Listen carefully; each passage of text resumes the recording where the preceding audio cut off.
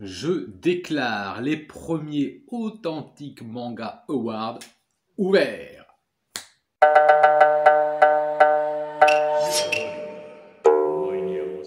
Yo, salut à tous, c'est Authentic, j'espère que vous êtes confortablement installés, prêts à savourer la première d'une série de 5 vidéos sur les premiers Authentic Manga Awards.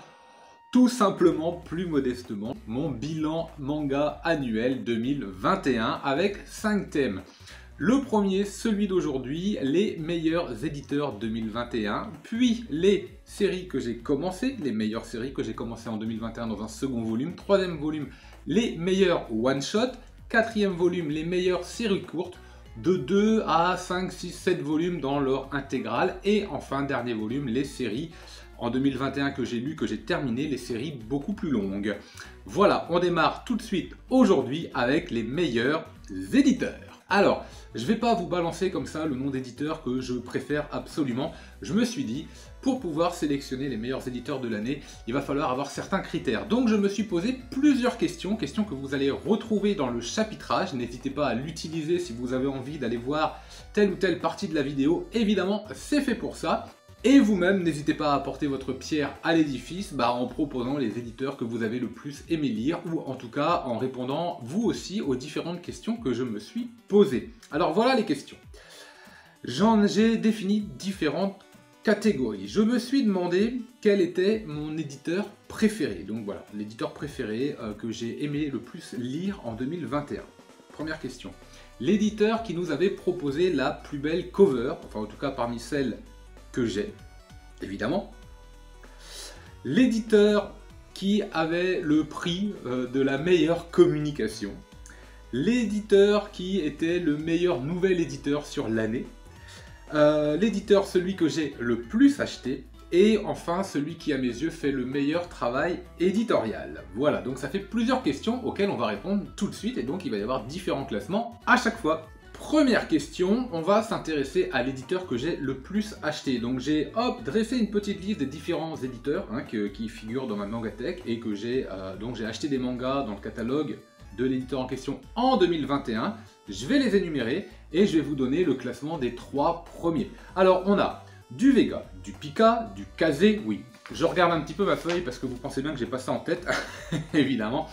Du Komiku, du Delcourt Tonkam, du Kiyun, du Le Lézard Noir, du Glénat, du Kana, du Akata, du Soleil Manga, du Omake Manga, du Doki Doki, du Kurokawa, du Black Box, du Casterman, du Nobi Nobi, du Panini, du Imo, du Mangetsu, du Meian et même du Sarbacane. Voilà les différents éditeurs. Donc maintenant, on va faire vite fait le point sur ceux que j'ai le plus acheté. Alors petite précision, quand je dis ceux que j'ai le plus acheté, c'est en termes de manga nouveautés. C'est-à-dire que c'est pas le nombre total de tomes chez un éditeur que j'ai acheté parce que j'ai pas fait ce listing, donc je pourrais pas vous le dire, mais en nombre de séries différentes. À la 3e place, ils sont 3 ex-aequo. Nous avons, spécialistes des one-shots principalement, Imo Édition, dont j'ai 11 one-shots différents. Nous avons également du Kana, avec également 11 tomes, notamment dernièrement Flow, qui est très très bonne série. Et du Kiyun également, qui apparaît dans ce top 3 à la 3e place, là aussi avec 11 séries différentes. En seconde position, et je pensais vraiment qu'ils allaient être premiers, j'étais quasiment sûr que ce serait eux les premiers, c'est Pika. Pika avec Pika graphique évidemment, donc c'est Pika qui arrive en 2e position avec exactement 17 séries différentes que je possède et que je suis en cours de l'année, et en première position avec 19 séries différentes, donc c'est pas mal.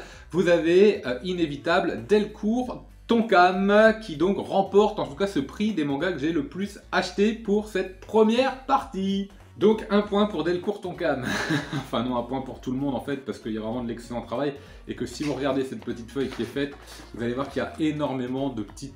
Voilà, ça c'est chaque barre correspond à un manga, donc vous voyez, il y en a vraiment pas mal. Donc un grand merci à tous les éditeurs et le travail qu'ils font pour toute la qualité des mangas qu'ils proposent, vraiment, ça fait vraiment plaisir, c'est un vrai régal à suivre tous les ans. On va passer à la 2e question, les plus belles covers. Donc là c'est très subjectif parce que c'est plus un travail de l'auteur que de l'éditeur en lui-même, parce que l'éditeur il récupère les mangas avec les covers comme elles sont. Il y a un travail éditorial, mais ça c'est à part, c'est une autre question. Donc les plus belles covers, j'ai sélectionné 5 covers. Soleil Manga avec Prison School, tome 24, si ma mémoire est bonne. Parasite Amoureux et le tome 3 chez Delcourt Tonkam, encore une fois. L'ensemble des covers, parce que j'ai pris l'intégralité de la série Kazane chez Kiyun, qui sont franchement mais magnifiques. Le tome 33 non collector de l'Attaque des Titans chez Pika, que je trouve dingue là, avec ouais, ce titan qui sort du brouillard là, mais non mais c'est ouf, c'est ouf. Et enfin, là aussi, pour l'ensemble de la collection, Defco chez Casterman, franchement que je trouve graphiquement incroyable, incroyable. Voilà, donc ils sont 5. Alors j'ai décidé de mettre en 5e position l'Attaque des Titans, qui est un peu plus commune quand même. Voilà, elle représente quelque chose dans la série, je trouve qu'elle a une énergie cette cover, elle est vraiment particulièrement rythmée, je trouve qu'elle dégage de l'intensité et de la force, elle est en 5e position. Ensuite je mets la très très belle cover franchement de Prison School que j'adore, je trouve que là aussi ça dégage quelque chose d'assez incroyable. En 3e position, je place Parasite Amoureux tome 3, que je trouve absolument magnifique, petite série très sympathique à lire, très douce mais plutôt agréable, on a l'impression de lire un roman tranquille, c'est très très bien. En seconde position, j'ai eu du mal, j'ai franchement eu du mal, je mets Kazane de chez Kiyun pour l'ensemble de toutes les covers. Je les trouve folles. Je les trouve folles, il y en a une ou deux un peu moins bonnes, c'est peut-être ce qui fait que cette série n'a pas la première place en termes de cover, puisque du coup le premier, vous l'avez compris si vous avez un petit peu suivi, ce sera Defco chez Casterman avec cette espèce de traits graphiques, certaines sont fabuleuses, je les trouve incroyables. Donc c'est Casterman qui remportera le prix des plus belles covers de l'année 2021. Alors maintenant, on va passer justement au meilleur travail éditorial. Donc là, c'est toute la qualité graphique autour du manga, tout le travail autour du papier, de la qualité d'édition en elle-même. Alors bon, mon choix a été relativement rapide pour le coup, je vous avouerai, mais j'en ai sélectionné quand même pas mal. J'en ai sélectionné pas mal, notamment Kiyun, le catalogue Kiyun qui propose, donc ce n'est pas lui le premier, mais Kiyun qui a une place importante là dans mon choix. Parce qu'il propose souvent des covers un peu papier comme ça, il y a une petite matière, une agréable sensation. Je pense notamment au Lien du sang par exemple, mais c'est pas le seul, mais enfin là c'est celui-là qui me vient à l'esprit. Et je les trouve vraiment très agréables de manipulation. Kiyun c'est un bon éditeur, on est rarement déçu par la qualité du papier. On a un bon manga qui tient bien en main, j'aime beaucoup. Une petite place également pour le Lézard Noir et Imo également, ces deux éditeurs qui proposent des formats un peu plus onéreux, un peu différents, sans cover, qui donnent l'impression d'avoir un beau manga entre les mains. Je pense à La Cantine de Minuit ou tout au catalogue aussi de Imo, qui sont vraiment très appréciables en main, un petit peu différents à la lecture, plus fragiles également, parce qu'il n'y a pas de cover, donc il faut faire attention quand on les lit. Mais voilà, c'est un manga un peu différent qu'on prend, qu'on achète parce qu'il y a un autre coût également. C'est très sympa. Et voilà. Imo et le Lézard Noir, deux bons éditeurs que je conseille si vous avez envie de découvrir un catalogue manga un petit peu différent. Vous avez également la collection Pika graphique qui est plutôt sympathique. Là aussi, ce sont des grands formats à prendre en main, très agréables. Je pense notamment à L'île entre deux mondes dernièrement, ou encore Un assassin à New York, si je dis pas de bêtises, qui sont franchement mais excellents à lire. C'est du gros volume, c'est très intéressant. Et c'est vraiment un bon travail. Mais la première place du meilleur travail éditorial à mes yeux est inévitablement, là encore, ça va être pour Delcourt Tonkam, pour deux raisons. Parce que la première, il nous gratifie d'une édition prestige qui à mon avis est intouchable, qui est incomparable. Alors il y a Lone One Folk Up qui est sorti récemment, que je n'ai pas encore et je n'ai pas pu vraiment l'avoir en main et le comparer. Mais voilà, cette collection-là, prestige, ici vous avez Ping Pong. C'est cartonné, c'est rigide, il y a la petite languette ici marque-page, c'est vraiment propre, c'est certes, ça a un coût, mais ça le justifie amplement. C'est vraiment du très bel ouvrage, et que dire de leur cover pour les séries un petit peu communes. Vous allez voir, j'ai par exemple justement, on en parlait tout à l'heure, la cover de Parasite Amoureux tome 3 avec un effet de brillance, un travail vraiment fin, très agréable, franchement, mais c'est également le cas avec Elfenlied, là aussi vous avez de la brillance, là aussi vous avez un travail, vous avez un petit peu de texture, c'est vraiment très sympa. Par exemple, encore La déchéance d'un homme, effet de brillance, plus effet papier, un peu papier de verre là, pour poncer sur le personnage. Donc là encore, vous avez un autre travail.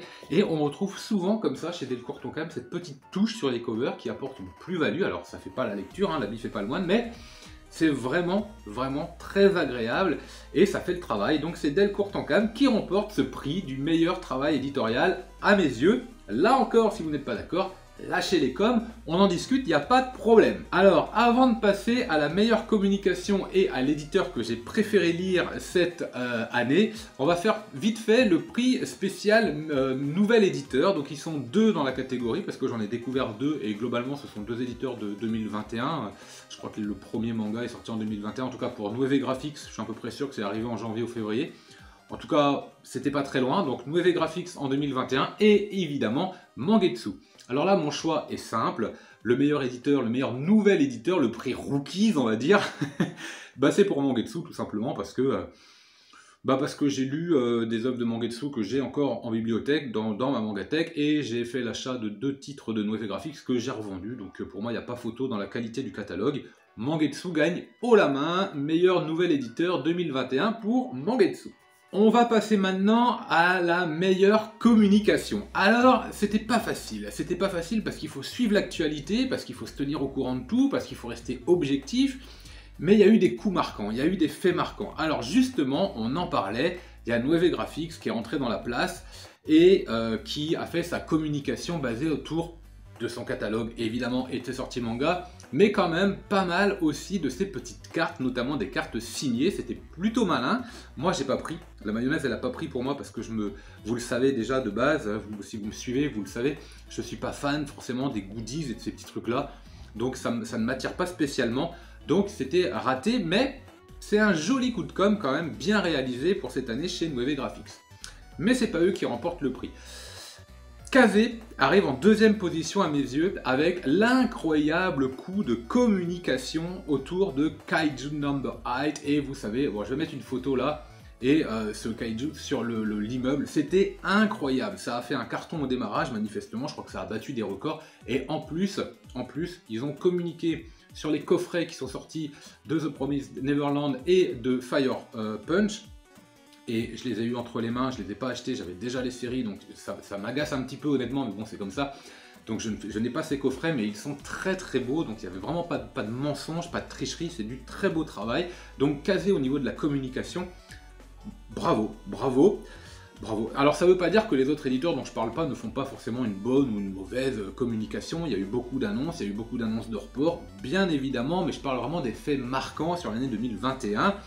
Si certains éditeurs m'écoutent, m'entendent là devant, n'hésitez pas évidemment à communiquer vous aussi, à dire ce que vous avez fait, parce que j'ai pas forcément pensé à tout, il a fallu synthétiser toutes les infos, sachant que j'ai pas forcément noté tout au fur et à mesure, peut-être que pour l'année prochaine ce sera plus complet, ce sera plus justifiable, plus justifié, on verra bien. En tout cas, à mes yeux, le meilleur éditeur qui a fait la meilleure communication sur l'année nous a donné rendez-vous tous les mois avec des annonces, tous les mois avec une vidéo YouTube, tous les mois à la même date, les soirs de pleine lune. C'était plutôt malin, c'était frais, c'était agréable, c'était vivant, c'était punchy. C'est Mangetsu qui remporte le prix de la meilleure communication. Je pense qu'ils ont fait un très très gros boulot.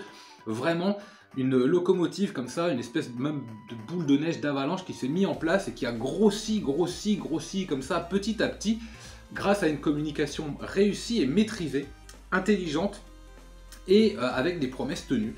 Donc c'était vraiment très bon, ça annonce encore beaucoup de choses en 2022, donc bravo, merci Mangetsu, là aussi vous remportez le prix à mes yeux de la meilleure communication. Et on va passer maintenant à la partie qui m'intéresse le plus, l'éditeur que j'ai préféré lire, et à ma grande surprise, je m'y attendais pas du tout, parce que tant que j'avais pas posé sur papier comme ça les choses, tant que j'avais pas un petit peu regardé ce que j'avais acheté en 2021, je m'étais pas aperçu de quelque chose. Et c'est en l'écrivant, c'est en le posant que quelque chose est arrivé. Et franchement, c'est incroyable. C'est incroyable, je m'y attendais pas du tout. Alors, je vais mettre en 5e position l'éditeur que j'ai préféré lire, Delcourt Tonkam et sa collection Prestige. Elle est incroyable, c'est génial. Les Taiyo Matsumoto et les Tesamu Ezuka, je les ai découverts cette année. Et ils sont en 5e position parce que j'aurais pu les découvrir avant. J'aurais dû les découvrir avant. Enfin, je les connaissais déjà, mais globalement, je n'avais pas de prestige, et certaines œuvres, je suis passé complètement à côté. Ping Pong, l'histoire des Trois Adolphes, par exemple. Donc, c'est quelque chose que j'aurais pu découvrir avant, donc c'est ma propre erreur, et ce sont des choses qui existaient déjà en manga, dont certains que j'avais découvert en volume simple. Donc, c'est une sorte de très très belle réédition, mais même si j'ai adoré lire ces mangas, ils sont en 5e position parce que j'ai privilégié quand même les nouveautés et la sensation de lecture un peu nouvelle.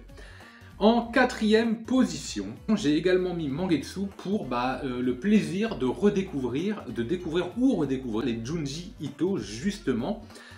Ça, c'était franchement super. C'était un énorme coup, ça, les Junji Ito, de les revoir, de les avoir entre les mains, d'espérer ne pas les rater, mais il y en avait suffisamment pour pas qu'on les rate, donc c'est très très bien. Donc Mangetsu, c'était vraiment un très très bon moment de lecture dans l'année avec les Junji Ito. En 3e position, j'ai passé un agréable moment aussi avec l'éditeur Imo et ses one-shots un peu, ou ces mangas un peu délirants, un peu désopilants, ces mangas horrifiques, ces thrillers, ces trucs un peu gore, un peu Eroguro. Voilà, différents genres autour d'un catalogue quand même maîtrisé, affiché, identifiable, et j'ai passé un très très bon moment de lecture avec l'ensemble des one-shots, et je pense notamment évidemment au Serpent Rouge, Panorama de l'Enfer, L'Enfant Insecte, mais aussi Opus par exemple de Satoshi Kon, mais aussi Souvenir de la mer assoupie, Tohubohu, Heartful Company, complètement barré, un vrai régal mais complètement barré. Qu'est-ce qu'il y avait encore? Je sais plus. Un été à Tsurumaki, très très très bon, bref un catalogue varié et très agréable à lire. En seconde position, j'ai mis Akata et son incroyable collection What the Fuck.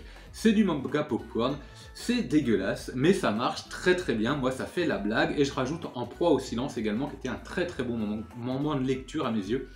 Un peu sec, un peu trash, un peu violent, un peu en pleine gueule comme ça, mais c'était vraiment très appréciable à lire, et la collection What the Fuck est absolument fabuleuse, il faut oser sortir des mangas comme ça fait vraiment du bien, c'est différent, c'est léger, ça marche très très bien. Oui, mais en première position, alors là je m'y attendais pas. Et je m'y attendais pas, et quand je l'ai posé sur le papier, je me suis dit, bah en fait, ouais, ils vont être en première position parce que la qualité globale des différents mangas, j'en ai pas lu beaucoup, mais des différents mangas que j'ai lus de ce catalogue, et ben systématiquement, paf, c'était très très haut. C'était très très haut avec Comet Girl, c'était très très haut avec Olympia Kitlos, c'était très très haut avec Tomino la Maudite, et c'était encore plus haut, et là Ed Le Fou sera d'accord avec moi, avec Sensu. Donc l'éditeur que j'ai le préféré lire, pourtant c'est pas forcément un éditeur historiquement manga, et ben c'est Casterman.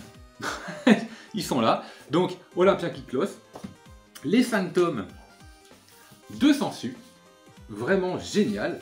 Les 2 tomes full color de Comet Girl, retour vintage, là j'ai adoré.